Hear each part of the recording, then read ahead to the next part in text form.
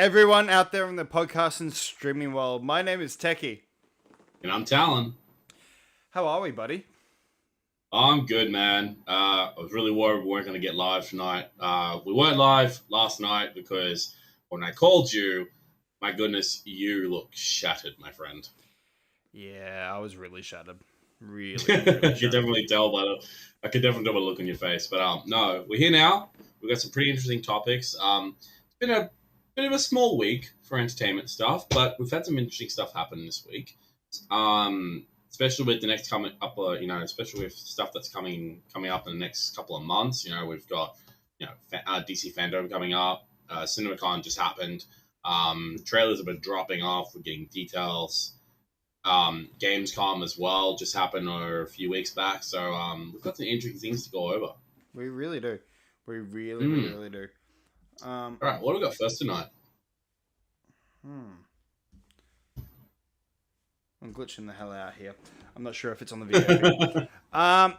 First off tonight, we have got a date for when Seinfeld is officially coming to Netflix. Which is interesting because I thought CBS wouldn't do Netflix because I know how CBS is. They like to keep everything on their own platform. Well, it's actually been in the talks for a while. Yeah. So to get it out now, it will be available starting October 1st. The streaming rights went for an undisclosed amount. This is back all the way in 2019.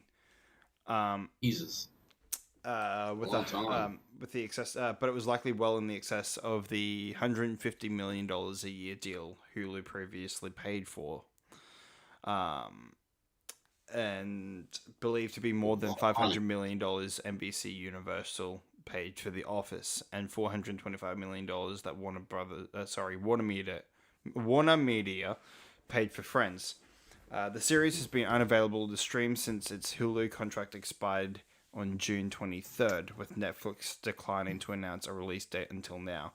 And it's true. So anyone here in Australia, the only place you can actually stream Seinfeld right now, I think, is only on Amazon Prime. It was on Stan. Even last week it was on Stan. It was been taken off this week. Yeah. So it was on Stan for a little while. I remember actually seeing it on there, and I think I put it in my watch later list. I was going to watch it, and then I go back to check it, and it's gone. I'm like, well, so much for me watching Seinfeld. Well, I think it's actually on Binge as well. Yeah, I'll double check Binge. I haven't checked. Yeah, I got to check Binge. The interesting thing with companies and just releasing their property onto many different streaming platforms is you just never know where you're going to find it. I honestly thought Seinfeld would just go on to CBS All Access, but at the same time, though, I'm NBC, glad not that CBS. they're actually... I thought it was CBS who did Seinfeld. No, was it NBC? Oh, it's NBC. Oh, okay. My bad. Yep.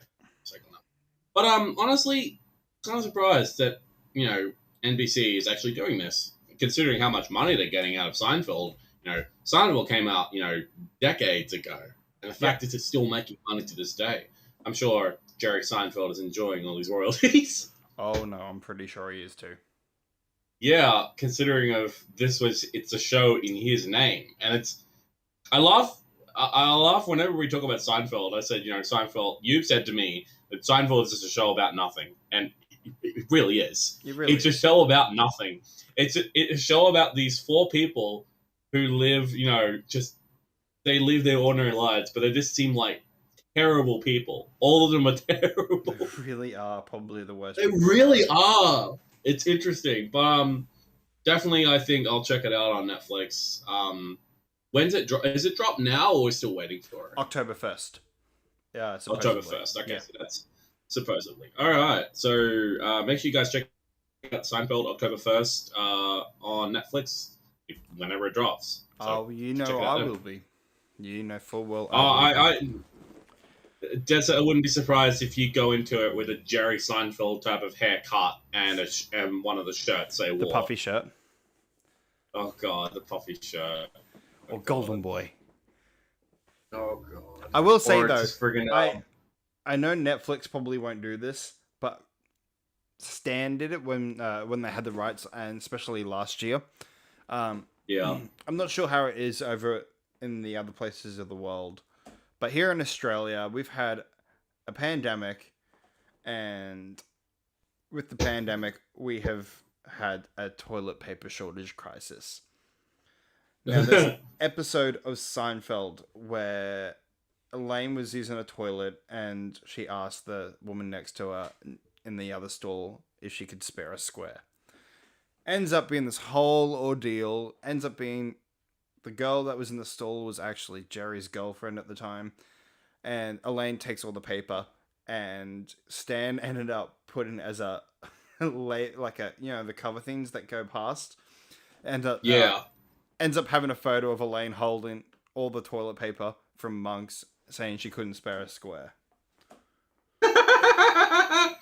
during the whole toilet paper crisis. That was great. The whole, I still do not get it. Whenever we have a freaking lockdown, especially up here in Queensland, Yeah, we we have a toilet paper shortage. People go nuts and just go to the stores and just take everything when it's only like a 3-day lockdown. Like considering New South Wales at the moment, they're still in lockdown. Their lockdown was extended again.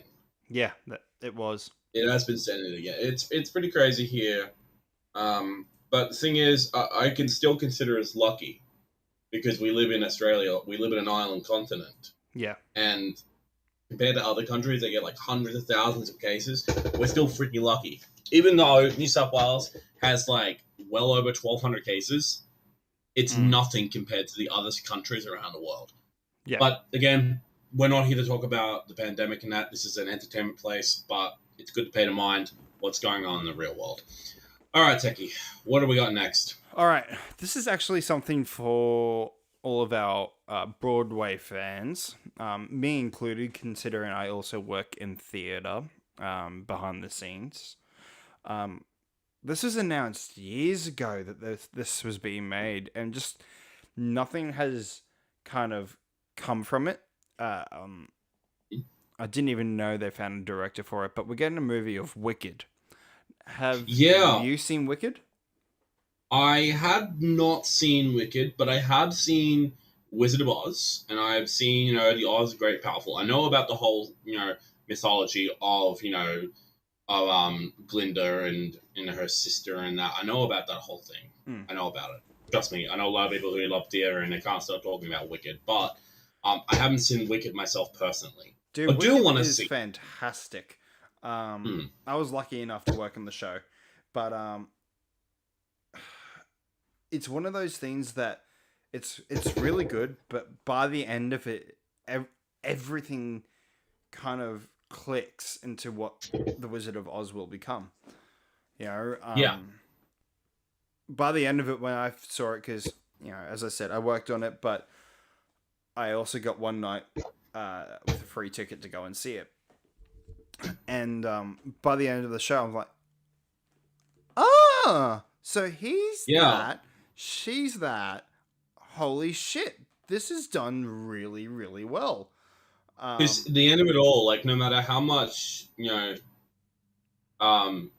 Wicked Witch of the West. Yes. She's what's her real name again? Is it? Yeah. What's her real name again? Is it Glinda or what's her real name? No, Glinda's the good witch, isn't she? Yeah. Elphaba. What's her? Elphaba. Yeah. She no matter how much she tries to avoid her fate, she eventually does become that. She becomes evil. It's part of her. She becomes evil from by the end of it, it was a lot of bullying, which is the Yeah. reason why she became evil. She wasn't really evil anyway. It was just the No. fact that she got bullied majorly. Yeah. And I can't wait to see the movie. But the movie has got a director by John M. Chu, and he's also reuniting with his In the Heights cinematographer Alice Brooks. Now, I haven't heard of this director and Alice Brooks. I haven't even seen In the Yeah. Heights. I probably Mhm. should, just Yeah. so I can see what the cinematography might look like. Yeah. Oh, there you go. I actually have seen something of John M. Chu. He did Crazy Rich Asians. Oh, I've heard of that one. That's actually an amazing film. Mm. I've actually heard of Crazy Rich Asians. Got a lot of great rewards in that. The thing is, I really love about with my learning of the Wizard of Oz. I'm honestly really liked Oz the Great and Powerful. I really liked that. It was an interesting take on, instead of being about Dorothy and the usual tale we know, it's about the wizard and how he gets into Oz, and he doesn't have magic, and we all find that out in the original Wizard of Oz that he's just an inventor, and I really loved how James Franco did that. Now, at the moment, James Franco's not really doing well with his popularity, but that film, he was really good as Oz the Great and Powerful. I really enjoyed it. Yeah, look, it was an alright movie. I didn't love it purely because Yeah, because of Wicked, because it is that fantastic. yeah. I didn't like friggin' what's her name? Dated Ashton Kutcher. She was in That 70 Show. Dated, aren't they married? Mila I think Kunis. they're married. Yeah, I did not like Mila Kunis when she finally became the Wicked Witch of the West. Her makeup was awful. It looked terrible. I don't even think it was even makeup. I think they CGI'd her face, and I just did not like it because it didn't give off the vibes of her being evil. It just gives off the vibes of, we need to do a plot point. We need to make this plot interesting. Let's push this and make her the Wicked Witch of the West right now. And I'm like, you missed out the whole point of the Wicked Witch of the West, like just how insanely powerful she is and how insanely evil she is. You just chuck Mila Kunis in the deep end. They build her character out for this entire movie, make you seem like she's just trying to help James Franco's character, but unfortunately, just they turn her into an antagonist halfway towards the end of the film, which I didn't really like. Rachel Wise was okay, but at the end of it all, she just gave a really poor performance. She can't really do antagonists very well in my eyes, but that's my opinion on Oz the Great and Powerful, especially with the Wicked universe. I personally love The Wizard of Oz. It's one of my favorite films. Especially with Judy Garland and that original cast. Just such a great movie, and I loved it. Yeah, but I definitely think I will keep an eye out on the Wicked Witch, on the Wicked movie, because I definitely want to give that a watch. Yeah, I'm looking forward to it too. But just to give you guys as well some other things about it. So Chu, the director, has done a lot of musical stuff already. He's done the Step Up to the Streets movie. He also did the concert documentary of Justin Bieber, Never Say Never. Which is actually another pretty interesting. It's actually. But 2021's In the Heights marked his first Broadway adaptation. The Warner Brothers film was a hit with critics, and now he's putting together his crew to bring the Wicked movie to life. Yeah, dude, like this, I remember way back, like around 2011, 2012, that Wicked was announced that they were going to be doing a movie as well, and just Yeah, I do remember that. I remember. Nothing came from it. I saw like posters and like small trailer, like updates online about it, but just nothing happened. And I was like, I felt like maybe they just ditched the project or just decided it's too much money. But they just couldn't find they just couldn't find a director. I don't And think they could find a director. There was never a trailer. The trailers that you would see was actually like a trailer for this the uh, the stage show. the Broadway, yeah, the stage show, Yeah. yeah, I think that's what I saw. You know, the interesting thing is, a lot of films have problems in that. Uncharted had a problem for a while there, especially with finding a director and whether or not if it was Until like Tom Holland was going to be. until like just before shooting, really, did they? Yeah, just before shooting. Yeah, just before shooting, they managed to find a director, which again makes me a little concerned whether or not they rushed filming to get it done. But I do not know. Apparently, a lot of people have said they've seen the trailer, like we talked about last time, and I honestly hope that it's a good film. I want this movie to be good because it's Uncharted. It's Uncharted. It's Nathan Drake. Like he's one of the most popular characters for PlayStation, especially with the PS3 era. He was one of the main games that pushed that. He launched it, really. Yeah, he did. Yeah. But let us know what you guys' thoughts on Wicked. I'm not that much of a musical fan myself, but looking over at Techie, the man has literally worked in musicals. Techie, how excited are you for the Wicked movie? If they do it well, I need to see I need to see a trailer, but I've been excited to see it since when I said that they were working on it way back in the day. But no, I'm keen. I love Wicked. It's one of the musicals that I really, really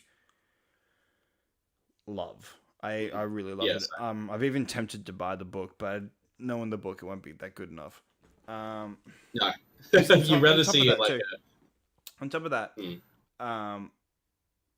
musical stuff. I've been hearing rumblings that the American Idiot, the musical, is getting an adaptation as well. Yeah, I love American Idiot. It's like my go-to favorite album that Green Day has ever done. I mean, I love Basket Case. Did you end up getting to go see American Idiot, the musical? No, I never got the chance to see it. I actually had, it was a gift for my birthday many years ago. I got the DVD of Bullet in My Bible, the live show they did. So good. Yeah, I love that show. I watched that DVD over and over because it was just so goddamn good. I loved,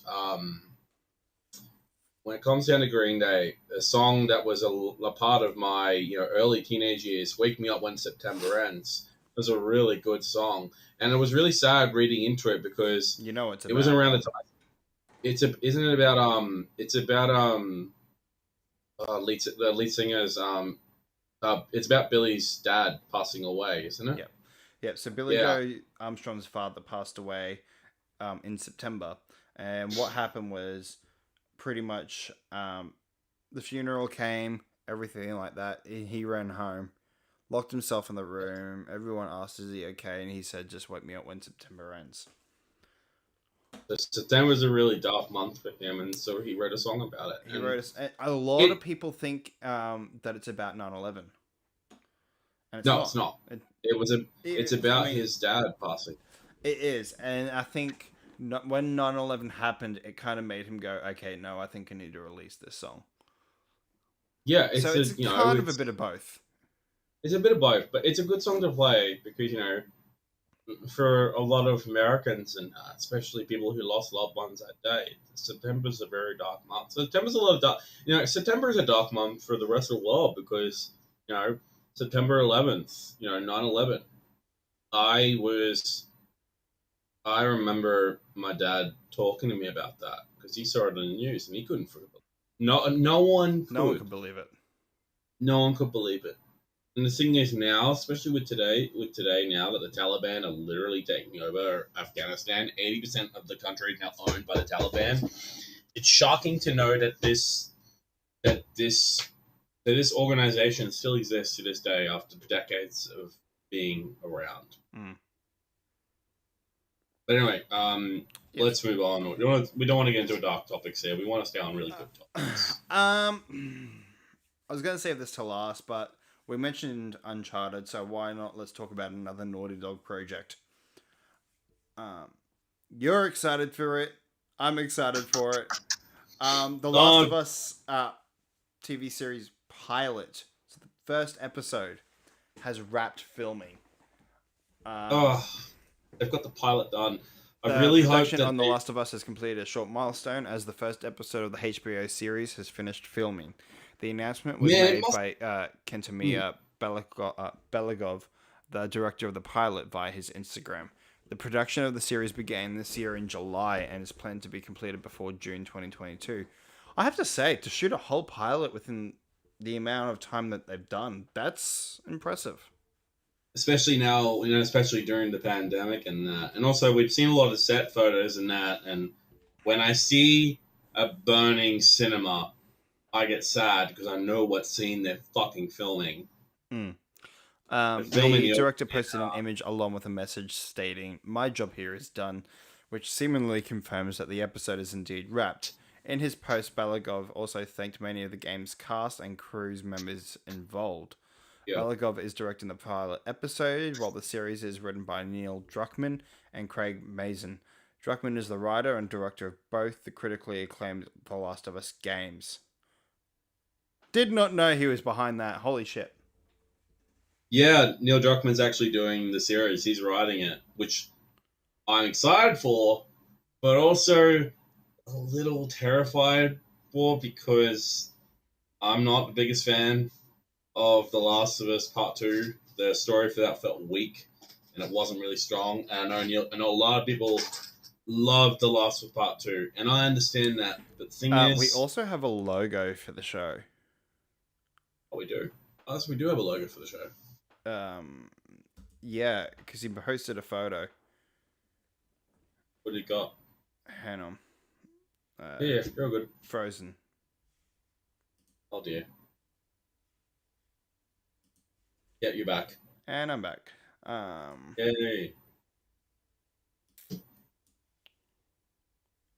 Here it is. So it's actually, it's going to be an interesting one when, we finally get to see this series. I like that. They're keeping the font, but also adding to it with the Firefly symbol. I really like that. That's actually really cool.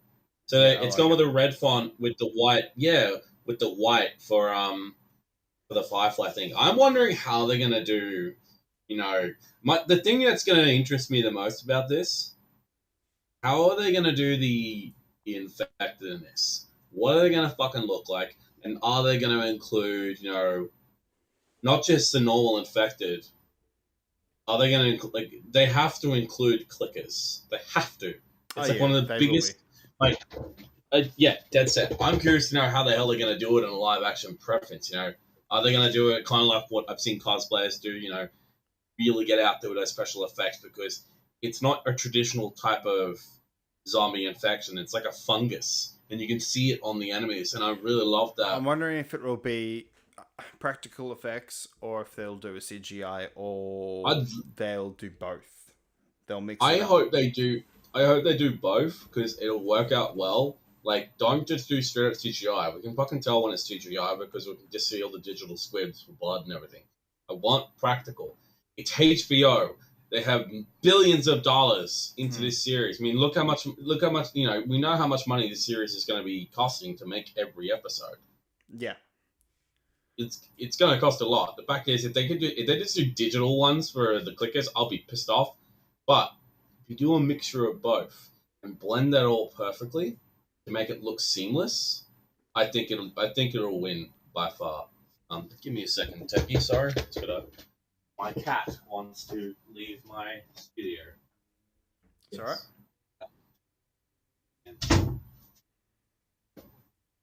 Glad that I can access everything with the click of a button. But it's going to be interesting how they do it.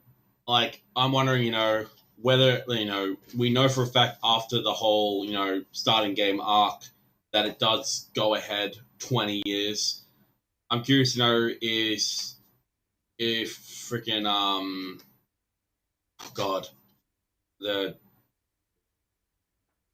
the main actor for The Mandalorian, his name slipped my mind. Just for that quick. That's it, Pedro Pascal. I wonder if they're gonna, make Pedro Pascal look a little younger, and then, they'll shoot forward 20 years and make him look a lot older, because that's how it works. I'm interested in how they do it. I mean, it's going to be interesting. Now, I think it's going to be a straight up, plot of the first game, like word for word. I'm going to play the game and I can watch the series, and it's going to be just like that. No, I don't think it's going to be like that. I think it's going to be very different because games and movies, they don't, you can't just take a game and place it into a movie. It doesn't work that way. No, it doesn't.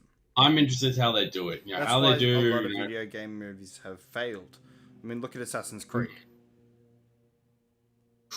Christ. Oh, God, Assassin's Creed, the movie. I was so disappointed with that. Even with Michael Fassbender producing it. Mm-hmm. And, Jeremy Irons as well. It had potential, but they didn't follow the original storyline. They made their own, and it sucked. I mean, I didn't like the anime storyline was fine. It's just it was the way that was executed. The Animus was dumb. It literally was just a guy swinging around a crane, climbing up, imaginary stuff, and it just. Why couldn't we just do Assassin's Creed without all the, Animus stuff? We could have just done it straight up in that time. You know what we should do? We should do a episode of The Rip. On Assassin's Creed? On Assassin's Creed. We should. I reckon we should. But, so, I reckon it'll be good. All right, so watch. It's on Prime, so yeah, I'll give it a watch. I've got Prime, but yeah. So The Last of Us finally wrapped their pilot. When are we expecting that? Next year. What was the date again? Next year. There's no date yet. No date yet. So they're finished. So they're going to finish filming. Hopefully wrapping in June next year. So I reckon. Probably by the end of the year.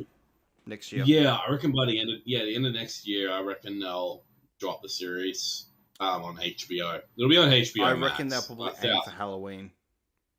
Yeah, that'd be a perfect month for The Last of Us. Yeah. All right. So what do we got next? This I didn't know about. Somehow you did. I don't know how this slipped my radar. But we're getting a reboot of The Fresh Prince of BelAir. It's already cast the young Will character by the name of a kid called Jabari Banks.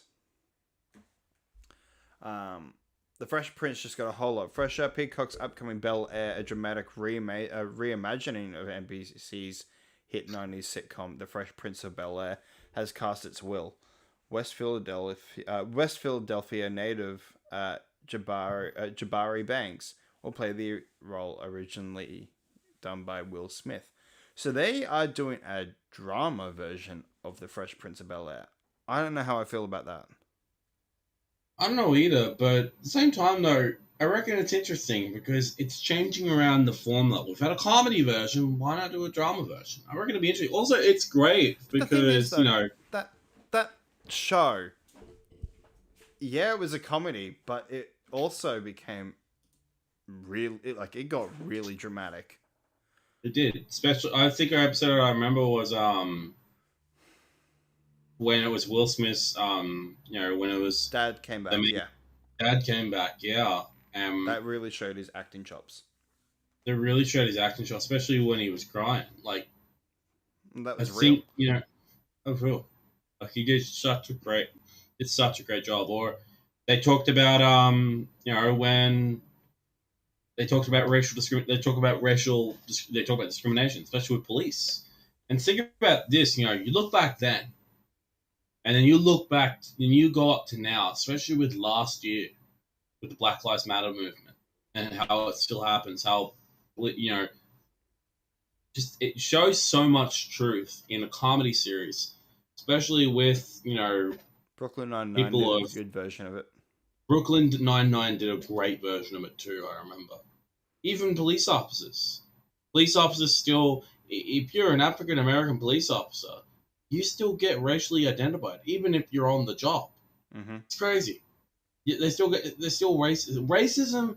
Racism is something that you can't get rid of, but you can make people accountable for it if they are a racist. You can make them feel like crap for what they choose to do. When you choose to be racist to people, it's a horrible thing, and I reckon it's disgusting. as a man of color myself, and especially with my dad's Aboriginal, so I get my Aboriginality from my father. Yeah. And Techie, are you good there? Yeah, I'll be alright. Okay, all good. Sorry about that, guys. Like I said, as a person of color, I've dealt with my fair share of racists in my lifetime. Same with my dad. My dad was born in the '60s, so it's interesting when it's interesting how they're going to make this new series of The Prince of Bel-Air a drama series, and I think it will touch on those topics more emotionally, and also more, especially with today's generation, Yeah. touching on the topics of that. Hey, racism exists, and exists for us, but we're still here. We're still people. We're still going to keep pushing. We're still going to keep fighting. You cannot put us down. And I honestly love that. And also the good thing is, Will Smith congratulated the new Fresh Prince Yeah, he did. reboot star. Yeah. Congratulate him, which is great because again, this is Will Smith's first ever breakout role. This is a role that made him the Fresh Prince of Bel-Air.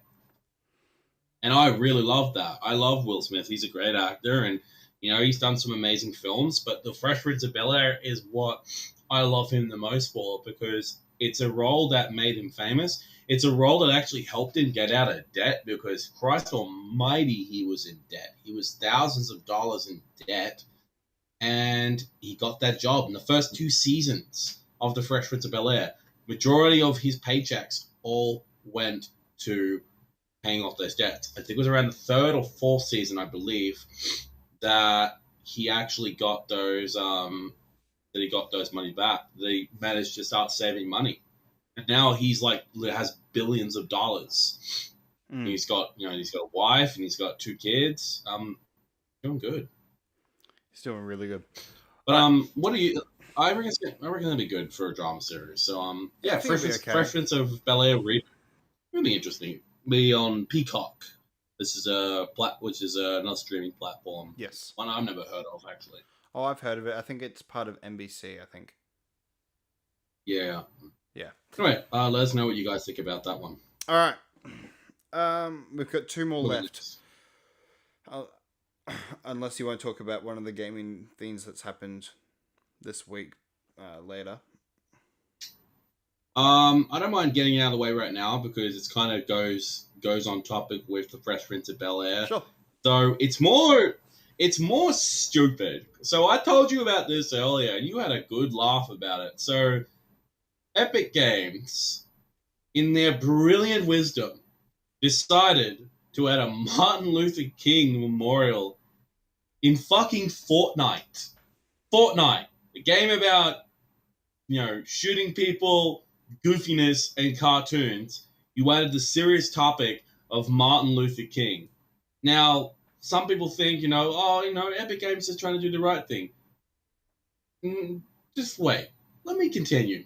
So, they unveiled a Martin Luther King memorial. This is a partnership between Time Magazine and Epic Games. And now there's a special area that's been dedicated you can access. It's not part of the main map, like the main battle royale, not part of that island. It's separate, meaning you actually can go there and go check out the exhibit and go listen to a Martin Luther King speech. Easy enough. Here's the problem. Epic did not disable all of the emotes, meaning you can go in there with all of your emotes still happening, meaning you can go in there and do a stupid fucking dance. You can go in there and dab. You can go in there and do fucking spray cans and stuff like that too. You can do all of that. So after many backlash, they disable all emotes except the ones that came with the Martin Luther King memorial. Now, everyone thought, hey, Epic solved the problem, that's okay. No, they didn't. So at the moment, Epic have a partnership with DC Comics. They did a Wonder Woman crossover. Out of all the emotes that got disabled, one slipped through. And that is the Catwoman cracking a whip emote. Now you're probably thinking, oh, that's not that bad. I'm like, guys, it's Catwoman cracking a whip in a Martin Luther King memorial. Literally, what happened during slavery? Oh yeah, they whipped slaves. And the fact is they can't disable it because of a partnership with DC Comics. You can't make this shit up. I wish I could. I wish this was some April Fool's joke, but it's not April. It's September, and there's a Martin Luther King memorial in Fortnite with cartoon characters who are shooting each other, and there's emotes of Catwoman cracking a whip, and there's guys who are going in there and doing it at that exhibit.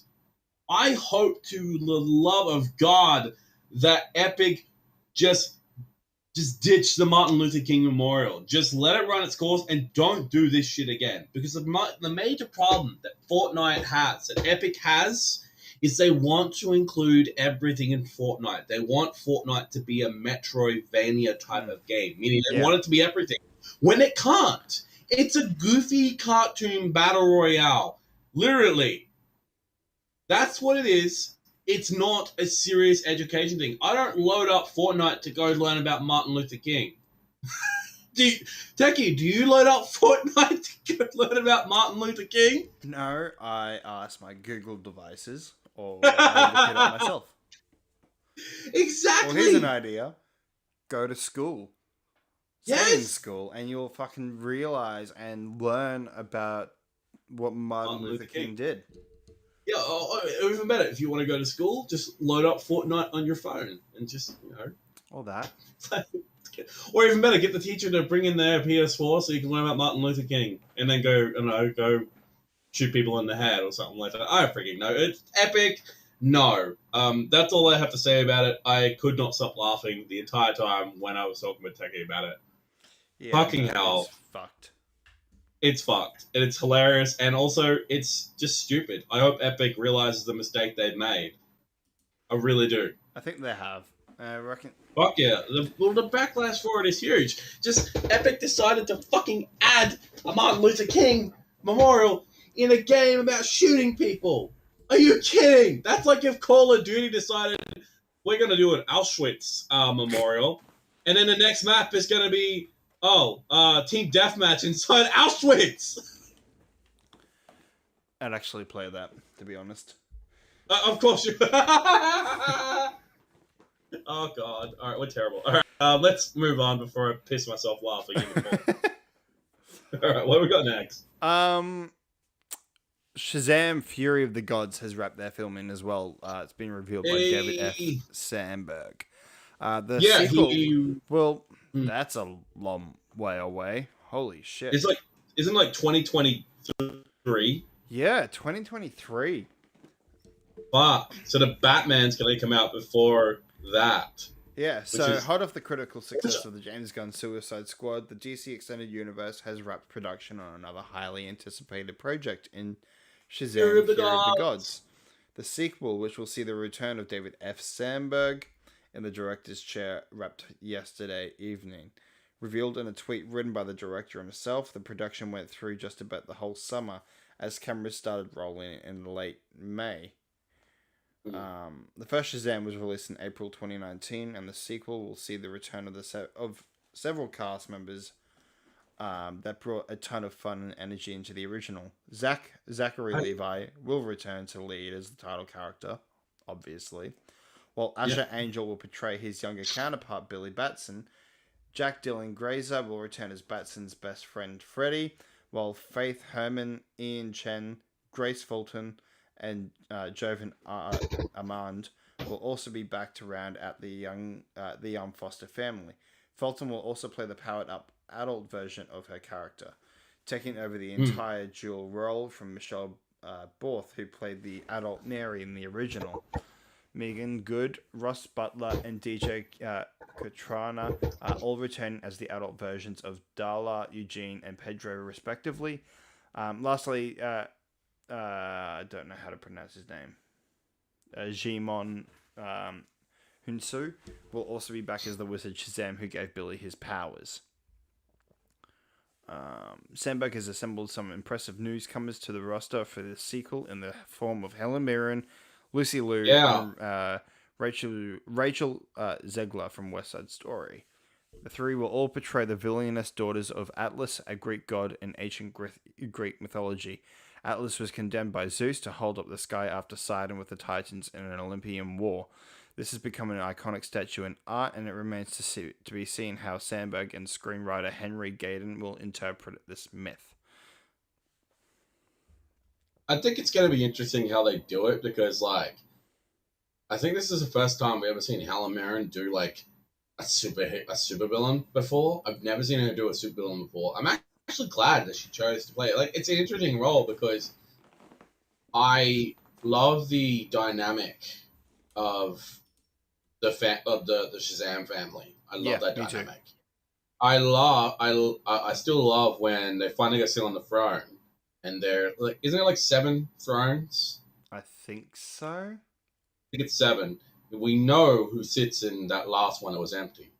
It's Black Adam. He sits in that one, which is going to be interesting because Black Adam does not get along with Billy Batson. They do not get along. So they might change that for if they ever do meet, which we know, like, for fuck's sake, they're gonna meet. Like, Dwayne The Rock Johnson would not just give up on that chance of them meeting. I mean, for goodness sake, we know for a fact that they're gonna do a Superman versus Black Adam, and I want that to happen. Well, I'm not sure if that's happening now. Hmm. That was like an announcement years ago, and nothing's come from it since. Nothing's come up for it since. But no, hey, they might pull a 360 on us and surprise us.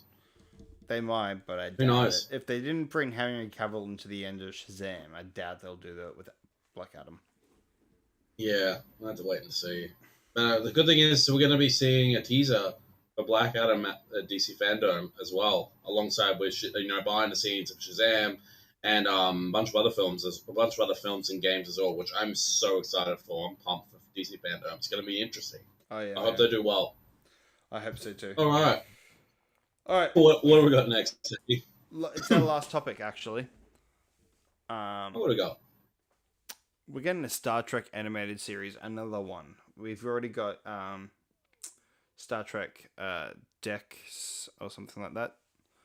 I think it's Deck 9. I think it's Star Trek Deck. Yeah, something like that.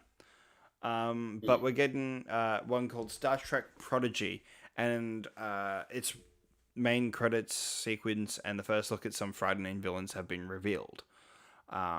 Michael Giacchino scored the opening sequence for the animated series, which comes this fall to Paramount Plus. So it's coming this year. Paramount Plus has debuted the official title sequence for the upcoming animated series, Star Trek Prodigy, which features a theme scored by longtime Trek composer Michael Giacchino.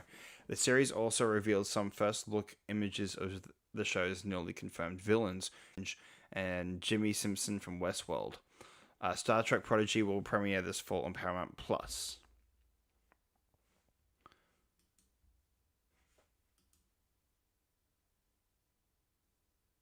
Hello? I think I'm...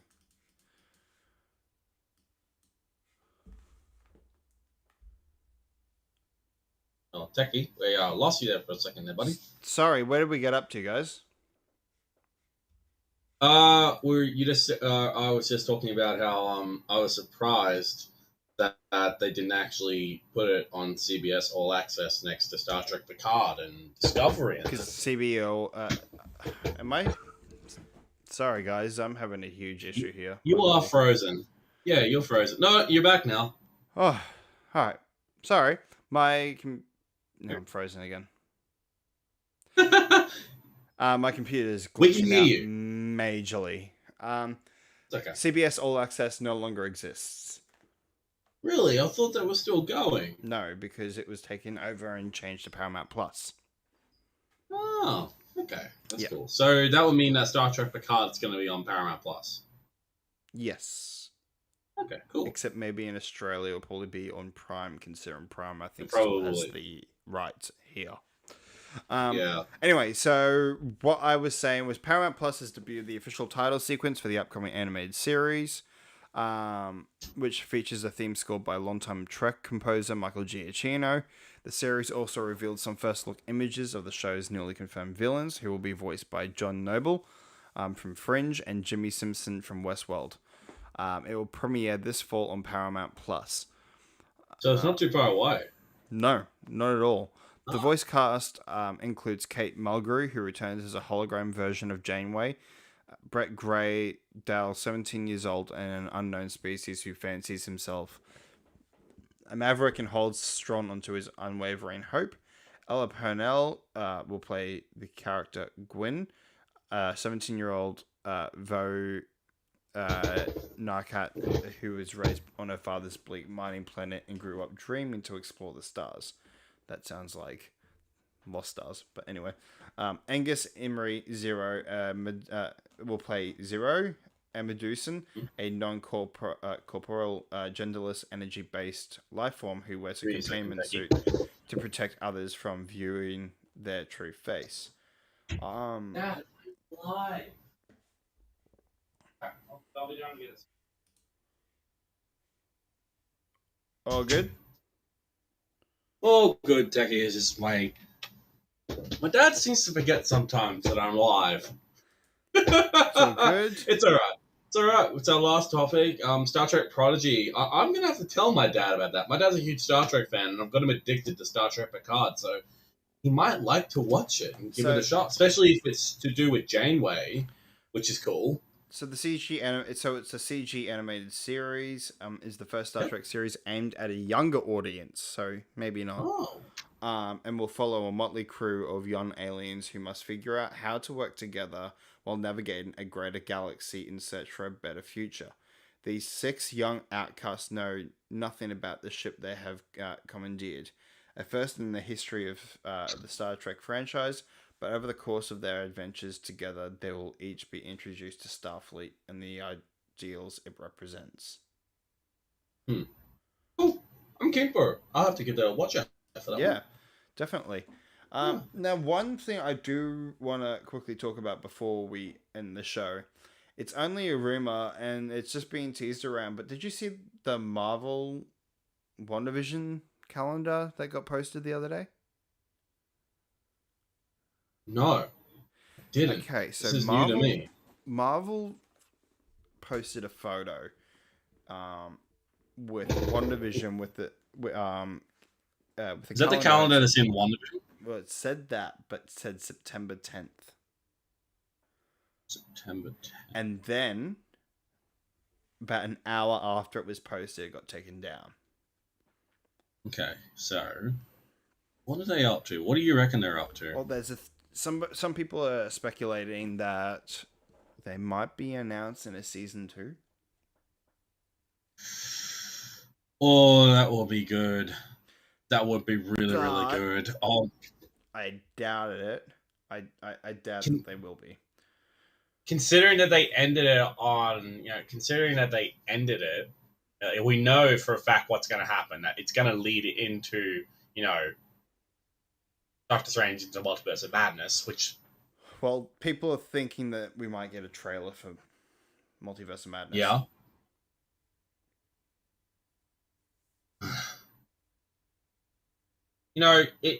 It's going to be interesting if they do a season 2. I'm curious to know how they would do a season 2.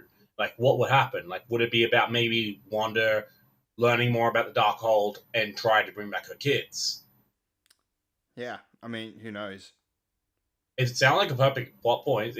Maybe she wouldn't go back to that town. Maybe she'd be just, traveling around the world, trying to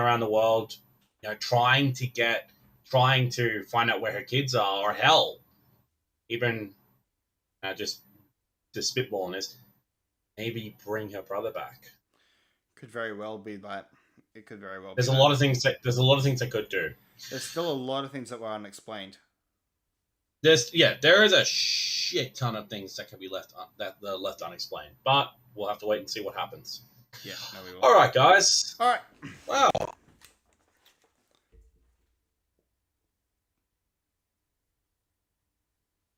Great show. Time for us to round our lovely show. Yeah, I think it might be. I'm glitching out hard tonight. Oh, and Techie's frozen again, and it's the most hilarious thing ever. Fuck's sake. Yeah, absolutely. All right, then. Yeah. Well, guys, if you want to check out our social media channels, yeah, you're all good, Techie. It's okay. Yeah, I don't think I'll be All able right, to so do I've the got to check out our social promotion media stuff channels. tonight. Techie will But, pop them up there on the left-hand side. I don't think I can do that tonight. But I'll just say, It's okay. follow us on Check us out on YouTube at the Facebook. Techie Talon Show. Also on Facebook at the Techie Talon Show. On Twitch, on Twitter, on Instagram, and also on TikTok now.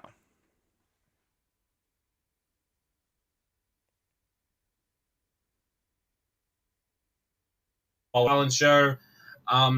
Yeah, come check us out. We much appreciate everybody who comes to check us out our show. Also on Spotify too. So if you want to listen to on your long commutes, whether you're going to work, whether you're going to school, whatever floats your boat. Yeah. All right then, guys, we're gonna end this puppy.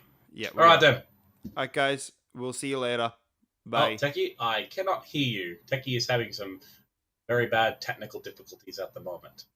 Fuck. It's okay, Techie. We'll end the show here. We love you all. We appreciate everybody who comes and join us. Thanks, guys. Bye. That's Techie, and I'm Talon. Come check us out next time. Bye, guys.